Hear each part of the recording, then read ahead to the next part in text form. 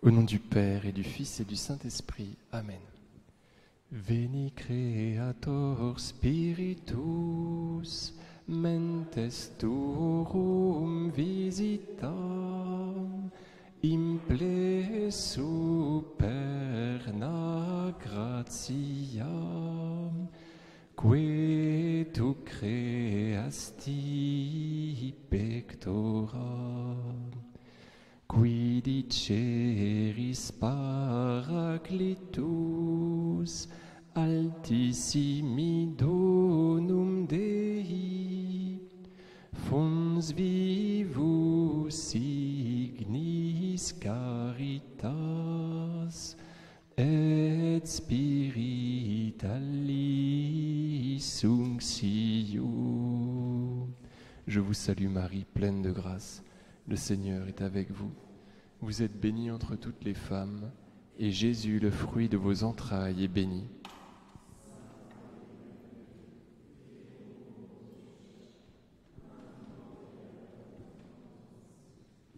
Notre-Dame des Armées, Saint-Pierre, nos saints anges gardiens, au nom du Père et du Fils et du Saint-Esprit. Amen.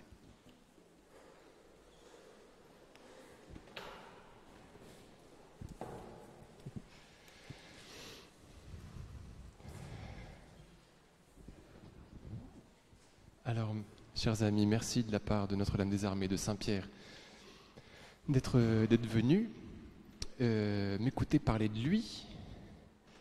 J'espère que voilà, je ne vais pas dire trop de bêtises. Je vais vous parler de Saint-Pierre dans les Actes des Apôtres. Donc vous avez normalement, à l'entrée de l'église, cette petite feuille, ce petit dossier.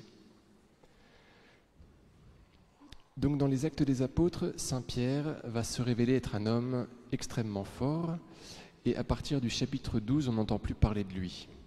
Il fait une toute petite apparition en acte 15 au concile de Jérusalem, mais après il disparaît, il va vers sa destinée. Il laisse la place à saint Paul. Alors on étudiera un texte en particulier, acte 12, la délivrance miraculeuse de Saint-Pierre, à l'issue de son 3e emprisonnement, de sa 3e détention. La première fois qu'il est pris, il n'est pas mis en prison, mais il comparaît devant le tribunal des prêtres juifs. Alors avant de nous plonger dans ce texte, je vais vous parler de ce qui se passe pour Pierre dans les Actes des Apôtres jusqu'au chapitre 12. Donc tout d'abord, vous savez qu'il assiste avec ses autres amis à l'ascension de Jésus. Et puis, ils vont aller au Cénacle, là où ils ont célébré l'Eucharistie, quelques 43 jours plus tôt.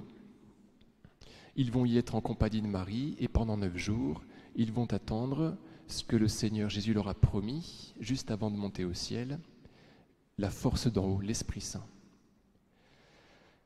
Au cours de cette attente, alors même qu'il n'est pas encore imprégné de la sagesse de l'Esprit Saint, Saint-Pierre va se montrer sage. Je pense que cette sagesse lui vient de son côtoiement de la Mère de Dieu qui est le trône de la sagesse. Et il va procéder à l'élection de Matthias, puisque Judas a fait défection, souvenez-vous. Alors on le voit capable d'interpréter les Écritures très justement. Frères, il fallait que l'Écriture s'accomplisse, dit-il au Cénacle. Par la bouche de David, l'Esprit Saint avait d'avance parlé de Judas, qui en est venu à servir de guide aux gens qui ont arrêté Jésus. Ce Judas, qui pourtant était l'un des nôtres, et avait reçu sa part de notre ministère. Or celui-ci avait acquis un champ pour le salaire de la trahison. Il tomba la tête la première, son ventre éclata, et toutes ses entrailles se répandirent. Tous les habitants de Jérusalem en furent informés, si bien que ce chant fut appelé dans leur langue Akeldama, c'est-à-dire chant du sang, car il est écrit au livre des psaumes que son domaine devienne un désert et que personne n'y habite, et encore que sa charge passe à un autre. Donc, vous voyez, Jésus, dans l'évangile selon saint Luc, qui a été écrit, donc les Actes des Apôtres ont été écrits par saint Luc, vous savez, et donc saint Luc, un petit peu plus tôt, raconte que Jésus, quand il apparaît à ses apôtres, leur montre que l'Écriture prédisait ses souffrances et sa résurrection. Et certainement que saint Paul, depuis 40 jours, depuis que le Seigneur leur a dit cela, que tout était écrit dans les Écritures, s'est plongé dans l'Écriture sainte. Il est devenu un spécialiste de l'Écriture sainte, et voilà qu'il trouve dans le psaume l'ordre de faire passer la charge de Judas à un autre. Vous voyez, donc il s'est plongé dans l'Écriture, et avant même d'avoir l'Esprit Saint, parce que la Pentecôte n'est pas encore survenue, eh bien, il est déjà sage par le fait de sa plongée dans l'Écriture sainte. Alors il va demander qu'on élise quelqu'un. Je ne sais pas si vous avez vu la petite différence avec l'Évangile selon saint Matthieu, où le chant du sang, Akeldama, est acquis par les prêtres. Vous savez que Judas regrette ce qu'il a fait. Il va vers les prêtres, il leur dit « J'ai péché en livrant un sang innocent ». Les prêtres lui répondent « Que nous importe, cela te regarde ». À ce moment-là, Judas veut se séparer de cet argent par lequel il a été payé, vous savez, contre la livraison du Christ, et il jette l'argent dans le temple. À ce moment-là, les prêtres récupèrent les 30 deniers, ce qui correspond à environ 1 000 euros, et ils achètent le chant du sang, le Akeldama, qui sera pour la sépulture des étrangers. Oui, il y a une différence entre Actes et Matthieu, mais ce n'est pas grave. Donc on voit que Jésus, c'est par le sang de Jésus, c'est intéressant dans l'Évangile selon saint Matthieu, c'est par Jésus que les étrangers vont pouvoir atteindre Jérusalem. Ils vont pouvoir être enterrés à Jérusalem, grâce au Christ. Le Christ qui fait venir les païens de très loin, Jérusalem étant une préfiguration du royaume des cieux, puisque la fournaise de Dieu est à Jérusalem, dit l'Écriture sainte. Donc par le sang de Jésus, eh bien, les païens vont pouvoir être enterrés au paradis. Bon, bref, mais c'est une parenthèse. Donc, Saint Pierre va demander qu'on élise quelqu'un, et donc ils vont procéder en 2 temps. Tout d'abord, il va y avoir une élection humaine. Il va chercher, parmi ceux qui ont côtoyé Jésus, des hommes qui ont été avec lui depuis le baptême de Jean jusqu'à sa passion. Et figurez-vous qu'on n'en trouve que 2. On trouve Joseph, Barsabas, prénommé Justus, surnommé Justus, et on trouve aussi Matthias. Il n'y en a que 2, vous voyez, qui n'ont pas fait défection. Au moment du discours sur le pain de vie, souvenez-vous, tout le monde était parti. Et Pierre était resté, et il avait dit au Seigneur, on ne sait pas vers qui aller. Voilà. Vers qui pourrions-nous aller? Tu as les paroles de la vie éternelle. Tout le monde avait été choqué par ce discours, tout le monde était parti. Voyez. Donc le Seigneur, peu l'avaient suivi jusqu'à la fin. On n'en trouve que 2 qui l'ont côtoyé complètement. Donc après avoir fait ce travail humain, si vous voulez, de choix, eh bien il faut que le Seigneur ait son mot à dire, et c'est pourquoi on va tirer au sort entre les 2. Donc vous voyez, c'est très intéressant pour notre discernement, il faut toujours réfléchir et puis laisser une part à Dieu. C'est ce que saint Pierre va ordonner de faire pour l'élection du remplaçant de Judas. Et donc on tire au sort parmi ces 2-là. Il est intéressant de remarquer que ce n'est pas Justus, que ce n'est pas le surnommé le juste qui est choisi, mais c'est Matthias. Voilà, parce que Dieu connaît le fond des cœurs. Il ne juge pas à l'apparence, mais il voit, il lit dans les cœurs. Donc vous voyez, saint Pierre se révèle très sage avant même que d'avoir reçu l'Esprit Saint. Ensuite, c'est la Pentecôte, le 50e jour après Pâques. Ils se trouvent réunis tous ensemble. Soudain, il vint du ciel un bruit pareil à celui d'un violent coup de vent. Toute la maison où ils se tenaient en fut remplie. Ils virent apparaître comme une sorte de feu qui se partageait en langues et qui se posa sur chacun d'eux. Alors ils furent tous remplis de l'Esprit Saint. Ils se mirent à parler en d'autres langues et chacun s'exprimait selon le don de l'Esprit. Or, il y avait séjournant à Jérusalem des Juifs fervents, issus de toutes les nations qui sont sous le ciel. Qu'est-ce qu'ils font là? Ils sont à Jérusalem pour cette grande fête d'obligation juive qui est la fête des semaines, qui va devenir la fête de la Pentecôte. La fête des semaines, elle intervient 7 fois 7 jours après la Pâque et on y célèbre, on y fait mémoire du don de la loi à l'Horeb. Souvenez-vous, Moïse avait reçu des mains de Dieu les tables de la loi écrites des mains de Dieu et avait transmis cette loi à son peuple. Et donc les Hébreux, chaque année, lors de la fête des semaines, fêtent la transmission de cette loi. Vous voyez, c'est la fête des semaines ou la fête de Shavuot. Et c'est une fête d'obligation comme la fête de Pâques et comme la fête des récoltes qui a lieu à la fin de l'été. Vous voyez. Donc ça, c'est une fête qui a lieu au début de l'été, la fête de Shavuot. Donc il y a plein de Juifs qui sont là pour la fête du don de la loi. Il est intéressant de voir que l'Esprit Saint va être donné au moment de cette fête. Parce que c'est l'Esprit Saint qui va nous dicter la loi nouvelle, qui est la loi de la charité. Vous voyez, aime et fais ce que tu veux, Saint Augustin. Ce n'est plus les préceptes écrits dans la pierre qui vont valoir, mais ce que nous dicte l'Esprit Saint à l'intime de nos cœurs. C'est intéressant de voir que la Pentecôte vient remplacer la fête des semaines où on célébrait le don de la loi. Maintenant, c'est l'Esprit Saint qui prime. Alors, il y a 16 peuplades qui vont entendre les apôtres célébrer les merveilles de Dieu dans leur langue. Et il y en a qui vont dire qu'ils sont pleins de vin doux, parce que c'est un effet de l'Esprit Saint que de nous rendre heureux. C'est Éphésiens 5,18 qui nous dit cela, que plutôt que d'être enivré de vin, il vaut mieux être enivré d'Esprit Saint. On voit qu'il y a un rapport entre les deux, et ce rapport, on le vérifie dans les Actes des Apôtres, l'Esprit Saint nous rend joyeux comme le vin nous rend joyeux. Il y a parmi nos frères clochards certains qui ont l'alcool triste et même violent, il y en a qui ont l'alcool joyeux, l'Esprit Saint, on ne peut avoir que l'Esprit Saint joyeux si vous voulez. L'Esprit Saint ne peut que nous réjouir. Saint Pierre prend la parole et entame un discours absolument magistral où il se révèle infiniment sage, de la sagesse de l'Esprit.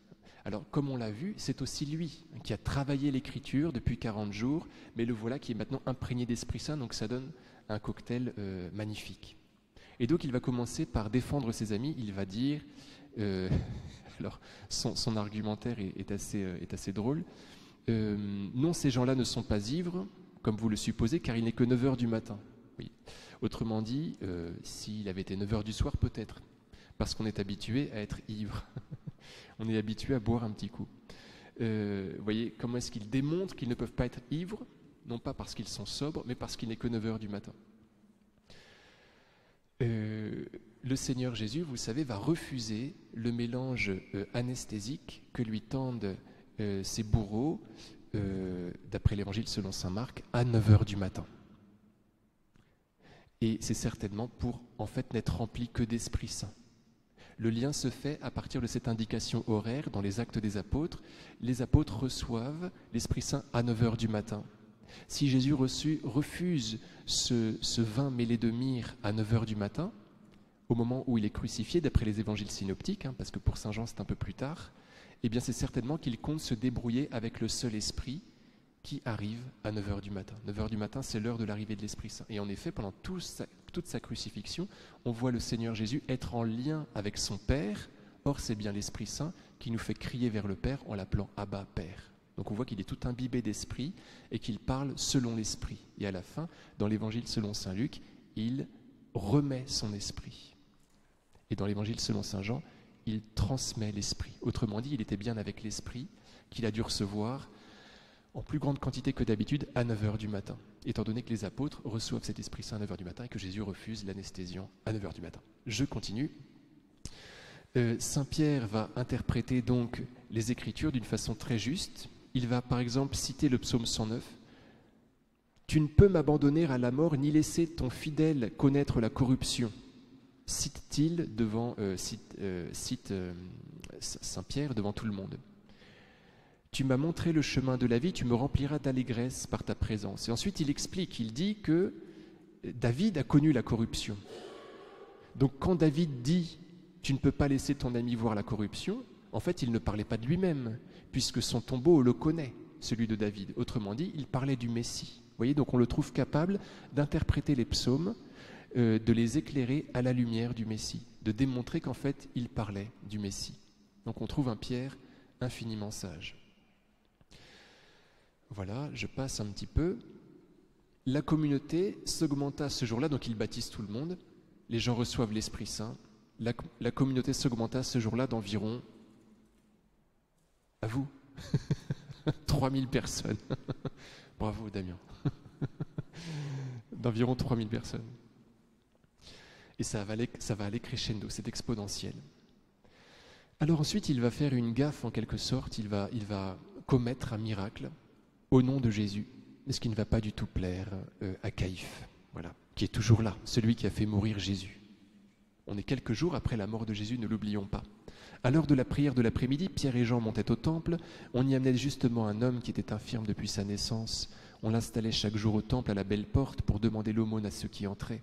Voyant Pierre et Jean qui allaient pénétrer dans le temple, il leur demanda l'aumône. Alors Pierre fixa les yeux sur lui, ainsi que Jean, et il lui dit « Regarde-nous bien ». L'homme les observait, s'attendant à recevoir quelque chose. Pierre lui dit « Je n'ai pas d'or ni d'argent, mais ce que j'ai, je te le donne. Au nom de Jésus, le Nazaréen, lève-toi et marche. » Donc il est étonnant d'entendre Pierre dire qu'il n'a rien, étant donné qu'un filet d'or lui passe entre les mains. Mais justement, il lui passe entre les mains. Il a déjà été dit dans les Actes des Apôtres que les gens, les nouveaux chrétiens, mettent tout en commun. Autrement dit, les apôtres héritent d'un trésor considérable, mais ils le redistribuent. Donc c'est normal d'entendre Pierre dire « Je n'ai rien à te donner ». Et ensuite, il lui dit « Ce que j'ai, je te le donne ». Et on comprend pourquoi Pierre n'a rien. C'est parce que tout ce qu'il a, il le donne. Et qu'est-ce qu'il lui reste donc qu'il pourrait donner à ce pauvre ? Eh bien, il lui reste Jésus. Jésus, dont il est tellement l'intime qu'il est capable de parler en son nom. Il dit « Au nom de Jésus, lève-toi et marche ». Autrement dit, c'est comme si Jésus parlait en moi. Voyez ce que signifie l'invocation du nom. Dieu m'aime tellement que dès que je l'appelle, il ne peut être que là, tellement mon intime que je peux maintenant parler en son nom. Vous voyez, c'est cela que signifie parler en le nom de Jésus. Jésus est d'accord pour qu'on lui fasse dire des choses, voilà, pour que, parle en mon nom, mon Père t'écoutera.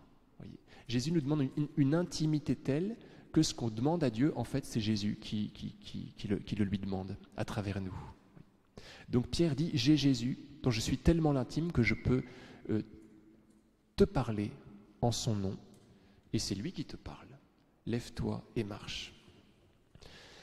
Donc c'est un mendiant, il est connu par tout le monde du fait qu'il est mendiant, tout le monde passe devant lui, et donc tout le monde va constater la merveille. Il gambade dans le temple, il a plus de 40 ans, disent les Actes des Apôtres, c'est quelque chose de merveilleux.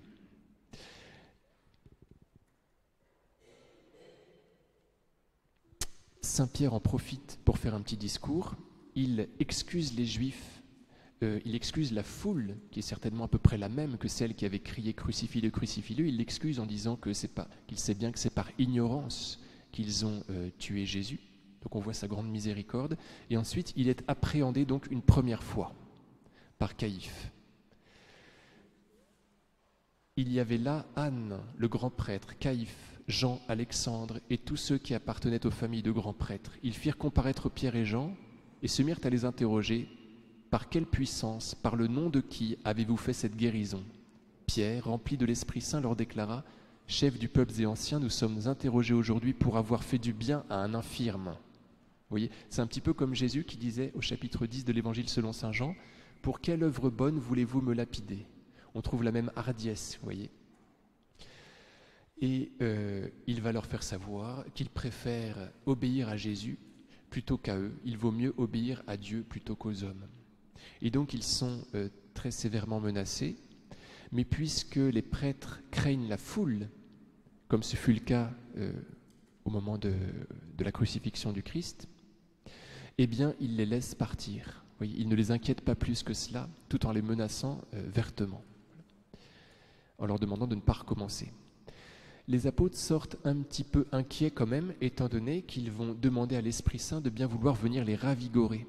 Donc ils se retrouvent avec la communauté, et là, Pierre fait cette prière. « Étends donc ta main, Dieu, pour guérir les malades, accomplis des signes et des prodiges par le nom de Jésus, ton saint, ton serviteur. » Comme leur prière se terminait, le lieu où ils étaient réunis, on ne sait pas de quel lieu il s'agit, se mit à trembler. Ils furent tous remplis de l'Esprit Saint et ils annonçaient la parole de Dieu avec assurance. Donc il y a une deuxième effusion d'Esprit Saint, vous voyez, après cette première incarcération. On imagine que Pierre en sort un petit peu ému quand même s'il a clairement fait savoir qu'il obéirait plutôt à Dieu qu'aux hommes. Il est certainement un petit peu ébranlé et voilà que la maison où il se tient est ébranlée par l'Esprit Saint. Vous voyez, il bénéficie d'une deuxième effusion d'Esprit. L'Esprit Saint arrive par couches successives. On va le voir dans les Actes des Apôtres. Et c'est ce qui justifie, vous savez, la réception du sacrement de la confirmation. Au baptême, l'Esprit Saint nous est donné, qui nous fait être fils. À la confirmation, l'Esprit Saint nous est donné, qui nous fait être évangélisateurs. Oui. Alors on va le voir encore un petit peu plus tard.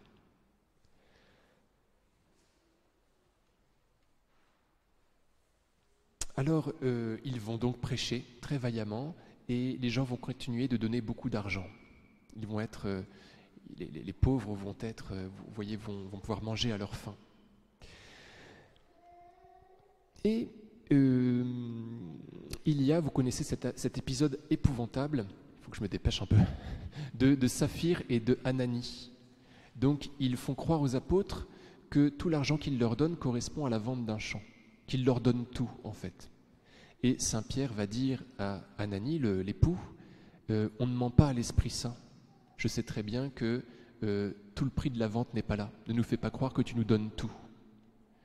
Et voilà que l'homme meurt. Et des jeunes gens viennent emporter son corps. La femme d'Ananie, Saphir, arrive 3 heures plus tard. Elle ne sait pas ce qui est arrivé à son mari.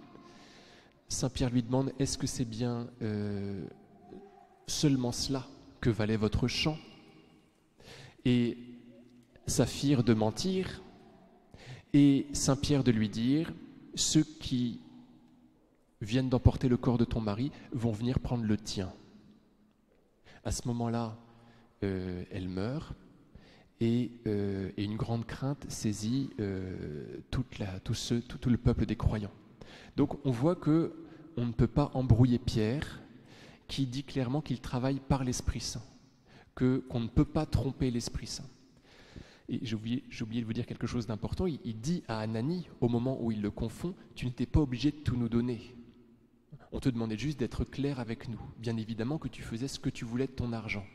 C'est pour cela qu'on ne peut pas taxer, vous voyez, la première Église d'être communiste. Effectivement, tout était mis en commun, donnait seulement ceux qui voulaient. Vous voyez, il n'y avait pas de socialisme dans la première Église. Chacun donnait ce qu'il voulait. Seulement, Saint Pierre demandait une clarté.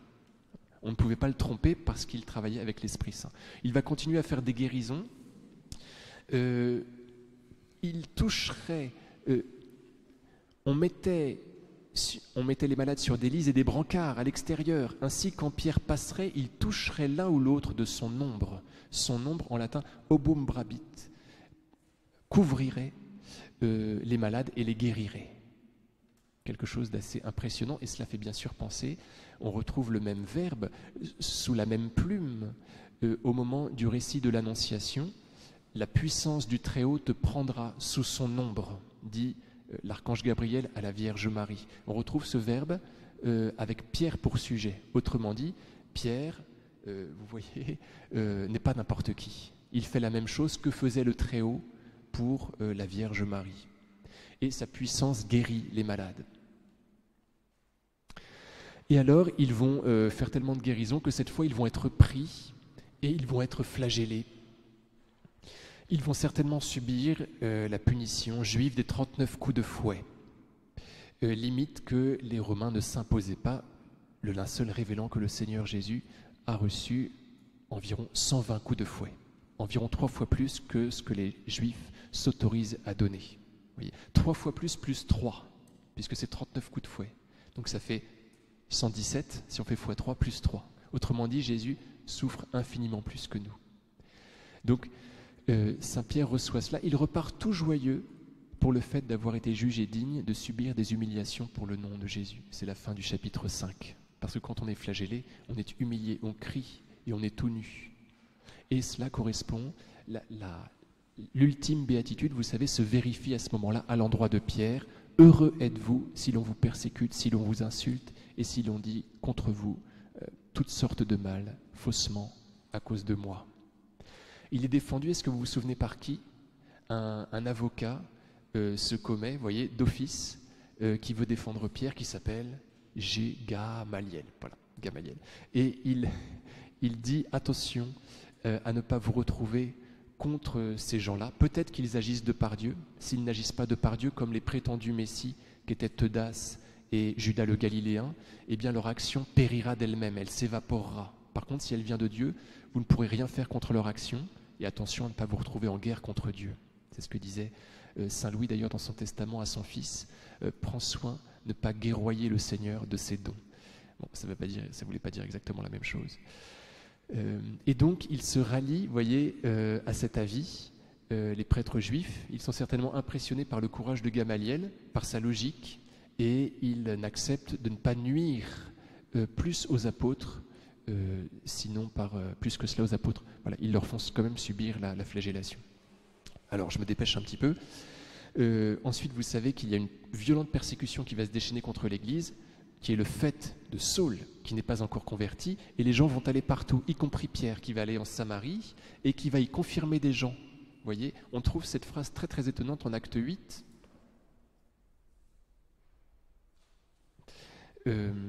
À leur arrivée, donc Pierre et Jean arrivent en Samarie. En effet, alors ils imposent les mains aux Samaritains. En effet, l'Esprit Saint n'était encore venu sur aucun d'entre eux. Ils étaient seulement baptisés au nom du Seigneur Jésus. Et donc on n'y comprend plus rien parce qu'il était dit un petit peu avant que le baptême faisait qu'on était investi d'Esprit Saint. Mais cela nous fait comprendre que le baptême ne suffit pas, qu'il faut une dose supplémentaire d'Esprit Saint. Vous voyez, c'est la confirmation. Il y a un autre enracinement scripturaire de la confirmation à cet endroit. Donc on est en Acte 8. Ensuite, il y a Simon le magicien. Je ne sais pas si vous vous souvenez de cette histoire, qui assiste à cette effusion d'Esprit Saint par imposition des mains de Pierre et qui propose à Pierre de lui acheter son pouvoir. Et à ce moment-là, Pierre est extrêmement dur avec lui. Il lui dit « Périsse ton argent et toi avec ». Donc il interdit la simonie, pratique qui vient du nom de celui qui avait voulu la pratiquer. Vous voyez, Simon le magicien. Je passe encore. On va bientôt arriver à Acte 12. Pierre, alors entre-temps, Saul s'est converti. On est en Acte 10, la fin du chapitre 9 des Actes, pardon. Pierre va ressusciter une femme qui se répandait en bonnes actions et qui meurt. Il lui rend la vie, oui, comme le Seigneur. C'est à la fin d'Acte 9. Ensuite, au chapitre 10 et 11, eh bien, il a maille à partir avec le centurion Corneille, vous savez, qui reçoit une vision qu'il se fait prêcher par Pierre. Voilà. Et en même temps que Corneille rêve cela, voit cela, eh bien, Pierre, lui, reçoit cette vision-là, vous savez, d'une nappe fermée qui se pose devant lui, qui s'ouvre et dans laquelle il y a beaucoup d'animaux impurs. Et Dieu lui demande de bien vouloir manger de ces animaux impurs. Pierre n'y comprend rien. Quand les émissaires de Corneille arrivent, parce que Corneille a reçu dans cette vision aussi cet ordre-là d'envoyer des émissaires vers Pierre, les émissaires de Corneille arrivent vers Pierre, qui se rend chez Corneille et qui comprend à ce moment-là le sens de sa vision. Il ne doit pas déclarer impur ce qu'il ne l'est pas. Et à ce moment-là, l'Esprit Saint tombe sur les païens qui sont dans la famille de Corneille, et Pierre de leur donner le baptême parce que constatant que l'Esprit Saint est déjà arrivé sur eux. Voyez. Donc c'est Pierre qui pourtant est l'évangéliste et l'apôtre des circoncis, qui va quand même valider par son autorité. Il leur fera au concile de Jérusalem l'arrivée, l'inclusion des circoncis, des incirconcis dans l'Église, autrement dit des païens. On y va. Acte 12. Alors, à cette époque, le roi Hérode Agrippa se saisit de certains membres de l'Église pour les mettre à mal. Il supprima Jacques, frère de Jean, en le faisant décapiter. Voyant que cette mesure plaisait aux Juifs, il décida aussi d'arrêter Pierre. C'étaient les jours des pains sans levain. Il le fit appréhender, emprisonner, et placé sous la garde de 4 escouades de 4 soldats. Il voulait le faire comparaître devant le peuple après la Pâque. Tandis que Pierre était ainsi détenu dans la prison, l'Église priait Dieu pour lui avec insistance. Hérode allait le faire comparaître. Or Pierre dormait cette nuit-là entre 2 soldats. Il était attaché avec 2 chaînes, et des gardes étaient en faction devant la porte de la prison. Et voici que survint l'ange du Seigneur, et une lumière brilla dans la cellule. Il réveilla Pierre en le frappant au côté. Vous avez déjà compris de quoi il s'agit. Et dit, « Lève-toi vite, sourds et ressuscite. » Les chaînes lui tombèrent des mains. Voilà. On continue. 8. Alors l'ange lui dit, « Mets ta ceinture et chausse tes sandales. » Ce que fit Pierre. L'ange ajouta, « Enveloppe-toi Couvre-toi de ton manteau et suis-moi. Pierre sortit derrière lui, mais il ne savait pas que tout ce qui arrivait grâce à l'ange était bien réel. Il pensait qu'il avait une vision. Passant devant un premier poste de garde, puis devant un second, ils arrivèrent au portail de fer donnant sur la ville. Celui-ci s'ouvrit tout seul devant eux. Une fois dehors, ils s'engagèrent dans une rue et aussitôt l'ange le quitta. Alors, se reprenant, Pierre dit « Vraiment, je me rends compte maintenant que le Seigneur a envoyé son ange et qu'il m'a arraché aux mains d'Hérode et à tout ce qu'attendait le peuple juif. » S'étant repéré, il se rendit à la maison de Marie, la mère de Jean, surnommée Marc, où se trouvait rassemblé un certain nombre de personnes qui priaient. Il frappa au battant du portail. Une jeune servante nommée Rhodée s'approcha pour écouter. Elle reconnut la voix de Pierre et dans sa joie, au lieu d'ouvrir la porte, elle rentra en courant annoncer que Pierre était là, devant le portail. On lui dit « Tu délires ». Mais elle soutenait qu'il en était bien ainsi. Et eux disaient « C'est son ange ». Cependant, Pierre continuait à frapper. Ayant ouvert, ils le virent et furent dans la stupéfaction. D'un geste de la main, il leur demanda le silence et leur raconta comment le Seigneur l'avait fait sortir de la prison. Il leur dit « Annoncez-le à Jacques et aux frères ». Puis il sortit et s'en alla vers un autre lieu. Alors il s'agit d'Hérode Agrippa I. Je pensais qu'il s'agissait du même Hérode qui avait nui au Christ, mais d'après des gens très spécialistes, il s'agit d'Hérode Agrippa I, le neveu de Hérode Antipas, roi de Judée et de Samarie à partir de 41 et qui est favorable aux pharisiens. Bon, je ne sais pas si le spécialiste, vous voyez, dans lequel je mets ma foi, en vous écrivant cela, a raison en fait. Bon, en tout cas, j'ai trouvé que c'était intéressant qu'il note que cet Hérode Agrippa I était favorable aux pharisiens. Il veut faire plaisir à ceux qui ont fait du mal à Jésus. Alors, il a déjà fait décapiter Jacques le Majeur, qui est le frère de Jean, et qui est appelé fils du tonnerre, vous savez, et qui a eu le temps, avant d'être décapité, d'après la tradition, d'aller évangéliser l'Espagne, où une partie de son corps a été retrouvée, puisque une étoile est venue marquer le champ où il était enterré. Campus Stelle, le champ de l'étoile. Voilà. Il était enterré à Compostelle. Une partie de son corps est à Compostelle. Alors, vous voyez, ça ne correspond pas aux actes, mais il y a une tradition qui dit que soit qu'il est mort là-bas, une autre, oui, il y en a pas mal, j'imagine, qui dit que ses ossements, ensuite, après sa décapitation, sont partis là-bas. Bref, c'est Jacques le Majeur. On ne saura jamais vraiment où est la vérité. Voilà, à ne pas confondre avec Jacques le Mineur, qui est l'évêque de Jérusalem et qui est le fils d'Alphée et qui fait partie aussi des apôtres. C'est l'autre Jacques, le Mineur, qui est évêque de Jérusalem. Là, c'est Jacques le Majeur qui est décapité. On est au jour des pains sans levain. Ces 7 jours commençaient avec la célébration de la Pâque. On en est donc à Pâques ou un peu après. Vous êtes d'accord ? Hérode voulait faire comparaître Pierre devant le peuple après la Pâque. Il a donc dû l'appréhender à Pâques, au départ de ces 7 jours. Je ne sais pas si vous comprenez mes mathématiques. La chronologie se précise. Pierre est livré au moment de l'année où l'avait été Jésus. Dans l'évangile selon saint Luc, arriva le jour des pains sans levain où il fallait immoler l'agneau pascal. Pareil, double indication de temps.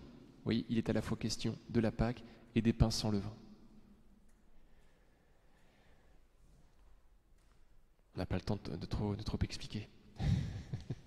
Alors, il est sous la garde de 4 escouades de 4 soldats. Et cela nous fait penser ce chiffre à 4, aux 4 bourreaux du Christ que compte l'évangile selon saint Jean. Ils en firent 4 parts, une pour chacun, à propos des vêtements du Christ. Et c'est là qu'on apprend qu'il y a 4 bourreaux. Pierre sommeille entre 2 gardes. Le Christ meurt entouré des 2 larrons. Et on apprend au verset suivant que c'est aux mains qu'il porte les chaînes. On pense à la crucifixion de Jésus. Et au verset 8, on apprend qu'il est pieds nus et dévêtu. Si ça ne vous fait pas penser à quelqu'un, voilà. Ensuite, je relis le verset 7. Et voici que survint l'ange du Seigneur, et une lumière brilla dans la cellule. Il réveilla Pierre en le frappant au côté et dit « Surge, ressuscite ». Les chaînes lui tombèrent des mains. Pierre est frappé au côté, et cela nous fait bien sûr penser à l'ouverture du côté du Christ dans l'Évangile selon saint Jean, puis il s'entend dire « Surge, ressuscite ». La lumière envahissant la cellule fait penser à celle qui a dû illuminer le tombeau de Jésus au moment de sa résurrection. Voyez. Donc on a toute la récapitulation en Pierre de ce qui s'est passé pour le Maître, sa mort et sa résurrection, en cet épisode de sa libération. Acte 12,8, « Mets ta ceinture, dit l'ange », et puis à la fin du petit discours qu'il lui tient, il lui dit « Suis-moi », un petit peu comme le Seigneur Jésus avait terminé l'ultime discours qu'il tient à Pierre dans l'Évangile selon saint Jean, que je vous cite, « Quand tu étais jeune, tu mettais ta ceinture toi-même pour aller là où tu voulais. Quand tu seras vieux, tu étendras les mains. Et c'est un autre qui te mettra ta ceinture pour t'emmener là où tu ne voudrais pas aller. » Jésus disait cela pour signifier par quel genre de mort Pierre rendrait gloire à Dieu. Sur ces mots, il lui dit « Suis-moi ». Intéressant de voir que le dernier mot que l'ange adresse à Pierre, c'est « Suis-moi ». Voilà. Il lui demande de bien vouloir mettre sa ceinture au départ. Ici, en acte 12, Pierre se ceint lui-même. Et l'on imagine qu'il part volontiers vers la sortie. Vous voyez, parce que dans l'Évangile selon saint Jean, Jésus avait dit à Pierre, voilà, quand tu seras vieux, un autre te ceindra et t'emmènera là où tu ne voudrais pas aller. Là, Pierre se ceint lui-même et on imagine qu'il part volontiers vers sa libération. Vous voyez. Il n'en est donc pas encore au temps de la vieillesse et du martyre. Cependant, il reçoit l'ordre de se ceindre et il se laisse conduire. Donc commence à se réaliser petit à petit la prophétie terrible que le Seigneur lui avait faite. Alors autre chose très intéressante, outre le lien d'avec le Maître, que le disciple soit comme son Maître, il y a aussi celui assez clair d'avec la Pâque juive. Vous mangerez ainsi la Pâque, la ceinture au rein, les sandales aux pieds, le bâton à la main. Vous mangerez en toute hâte, c'est la Pâque du Seigneur. Je traverserai le pays d'Égypte cette nuit-là, je frapperai tout premier-né au pays d'Égypte. On retrouve en acte 12 ceinture, sandales, vélocité, c'est pas le même adverbe mais c'est pas grave, on avait velociter et on a ensuite festinanter, passage devant les gardes dont on imagine qu'ils sont neutralisés comme le furent les Égyptiens sous les coups de l'ange exterminateur. Le Seigneur et son apôtre assument cette Pâque et lui font prendre une dimension verticale. On ne passe plus d'Égypte en terre promise, mais de la mort à la vie, de la terre au paradis. Alors Saint Pierre fuit, l'ange disparaît, il se rend compte à ce moment-là que c'était pas que cette vision qu'il a eue, eh bien, elle était effective, que tout s'est bien passé comme il avait vu dans sa vision. Et il frappe à la porte de Marie, non pas la mère de Jésus, mais une certaine Marie, qui doit être une femme assez aisée, puisqu'elle est une domestique, qui se rend à la rencontre de Pierre, qui s'appelle Rose, qui est un nom marial, pardon, il y a une faute d'orthographe. Et elle est servante d'une dénommée Marie. Peut-être un peu tirée par les cheveux, oui, mais nous pensons à Jésus se manifestant d'abord à sa mère, après sa résurrection, d'après certains mystiques. Il va d'abord voir Marie, dont il veut récompenser la foi héroïque. Saint Pierre, qui sort un petit peu comme de résurrection, va vers une femme qui s'appelle Marie, dont la servante s'appelle Rose, qui est un nom marial. Vous voyez, je pense qu'il y a quelque chose quand même. Dans sa joie, au lieu d'ouvrir la porte, Luc 24, 41, dans leur joie, ils n'osaient pas encore y croire à la résurrection et restaient saisis d'étonnement. Jésus leur dit, avez-vous ici quelque chose à manger ? C'était l'évangile que nous avions aujourd'hui d'ailleurs dans la messe tridentine. Vous voyez, dans leur joie, ils restent sans bouger après la résurrection de Jésus. De même que Rhodet, vous voyez, devant Pierre, ne le fait pas entrer dans sa joie. Il y a une même immobilité, ils sont comme pris dans la lumière de la joie, paralysés par elle. Rhodet, intéressant, toute servante qu'elle est, se réjouit de la libération de Pierre, c'est qu'elle n'est pas exclue de cette grande aventure.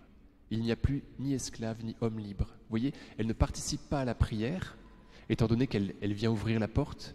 Cependant, elle est ravie de la résurrection de Pierre, parce qu'elle sait que cela la concerne. Pierre dit « Annoncez-le » à Jacques, annoncez-le à qui? Je ne sais plus, bref. Comme les femmes avaient annoncé le tombeau vide au 11, souvenez-vous. Voilà. Alors, acte 12, 17, puis il sortit et s'en alla vers un autre lieu. Vers quel lieu? On apprend par Galate qu'il passe par Antioche. Mais les actes des apôtres ne disent plus rien de Pierre, sinon pour en rapporter son petit laïus de miséricorde proféré lors du concile de Jérusalem en acte 15. Vous savez, c'est au moment où on discute de l'intégration des incirconcis, des païens. Pourquoi donc, dit Pierre à ce concile, mettez-vous Dieu à l'épreuve en plaçant sur la nuque des disciples un joug que nos pères et nous-mêmes n'avons pas eu la force de porter. Saint Pierre qui s'en va désormais vers un autre lieu, celui du Vatican, c'est-à-dire celui de son martyre, Saint Pierre qui sera bientôt lié à la croix, s'inquiète de ce que personne ne soit lié à des jougs inutiles, alimentaires. Voyez. Donc après acte 12, il disparaît. On le voit juste proférer une parole de miséricorde en faveur des païens, alors qu'il est en train d'aller vers son destin, qui est un destin de liaison, voyez, de livraison. Et donc, alors qu'il meurt, on voit que ça commence, eh bien, il se préoccupe de la liberté des autres, des pauvres païens.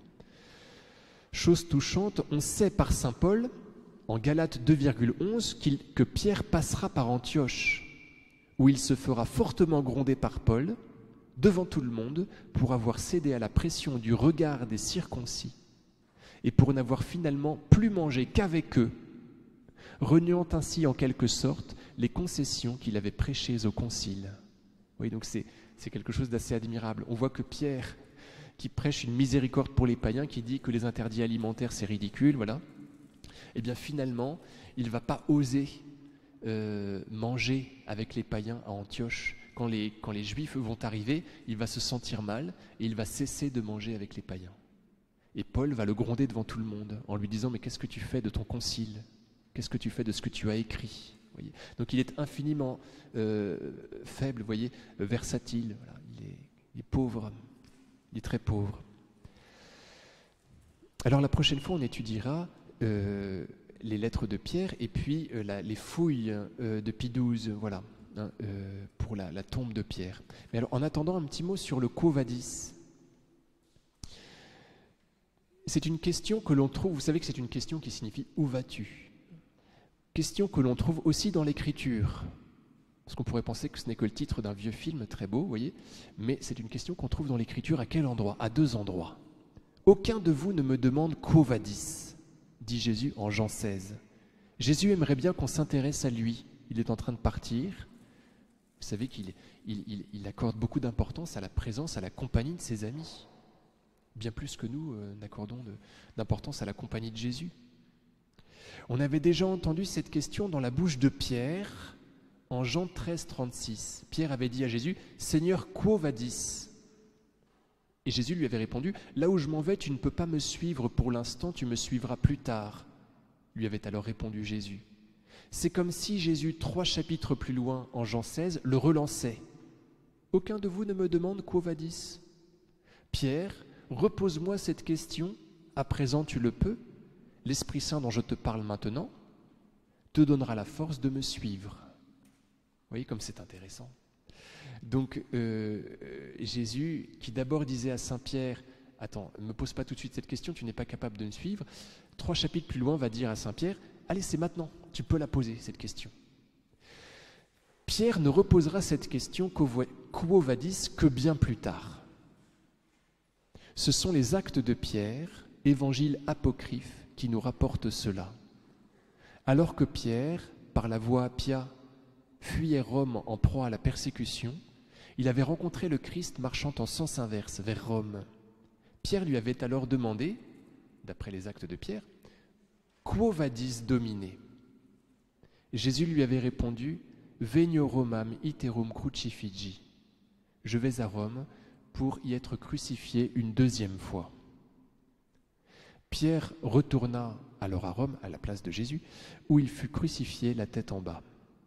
Au lieu supposé de la rencontre, a été érigée au IXe siècle une chapelle transformée au XVIIe siècle en l'église Quo Vadis. De cette apparition reste la trace des pieds de Jésus, qui à vrai dire n'est plus dans cette petite chapelle. Elle a été transposée, tout le socle de pierre a été transposé dans les catacombes de Saint-Sébastien. Donc je me suis trompé. De cette apparition reste la trace des pieds de Jésus. Non, à vrai dire, ça va, je ne précise pas où c'est. Comme si Jésus avait souhaité inscrire ce message dans la pierre, message qu'il adresse à Pierre et à chacun de ses amis, « Mettez pas dans mes pas, remets-toi à ma suite, va à Rome, comme moi j'étais monté à Jérusalem. » Donc vous voyez, on a cette relique, un signe, et pourquoi ne pas penser que c'est une vraie relique? Vous voyez, c'est une pierre qui a touché, donc une relique au 2e degré, qui a touché les pieds du Christ. On voit son empreinte, on peut la voir aux catacombes de Saint-Sébastien. Pourquoi penser que c'est faux? Et on a aussi d'autres reliques magnifiques qui, cette fois, sont celles de Pierre, qui sont des reliques au 2e degré, qui ont touché le corps de Pierre, qui sont ces chaînes. Elles avaient été conservées par les premiers chrétiens. Donc les chaînes d'Acte 12, qui étaient tombées des mains de Pierre, elles avaient été récupérées par des chrétiens.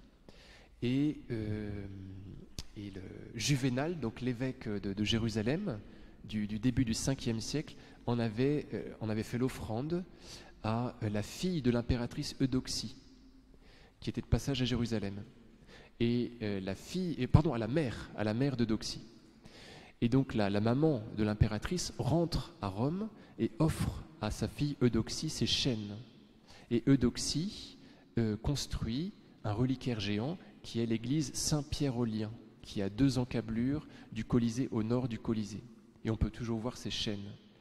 Alors, l'évêque de Rome, le Saint-Père, qui est Léon Ier à l'époque, voit ces chaînes et dit, c'est très étonnant, ce sont les mêmes chaînes qui ont enserré les membres de Saint-Pierre, quand il était à la prison Mamertine. Parce que vous savez que Saint-Pierre est donc allé à Rome,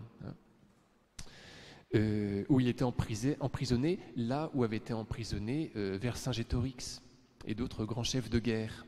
Donc au niveau du Colisée, vous savez, la prison Mamertine. Il avait été mis aux chaînes, mis au fer à cet endroit aussi. Et donc quand Léon Ier, le pape, voit les chaînes qui viennent de Jérusalem, il est tout de suite capable de faire le rapprochement avec les chaînes qui ont enserré les membres de Paul à la prison Mamertine. Il les fait venir et à ce moment-là, il se produit un miracle. Il paraît que les chaînes se soudent entre elles. Voilà. Et on peut toujours les voir. Elles sont exposées au mois d'août, au 1er août et pendant quelques jours encore. Bon, il y a un octave de la fête de Saint-Pierre-aux-Liens.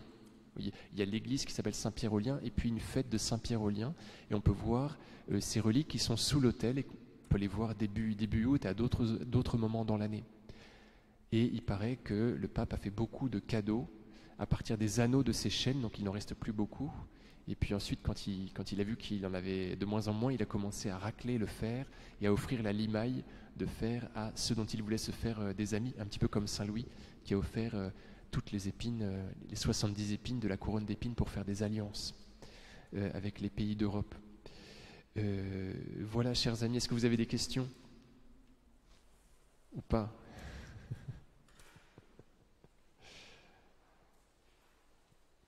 Très bien, allez, je vous bénis. Merci pour votre venue. Le Seigneur soit avec vous et que Dieu Tout-Puissant vous bénisse, le Père, le Fils et le Saint-Esprit. Et à très bientôt. Bonne nuit.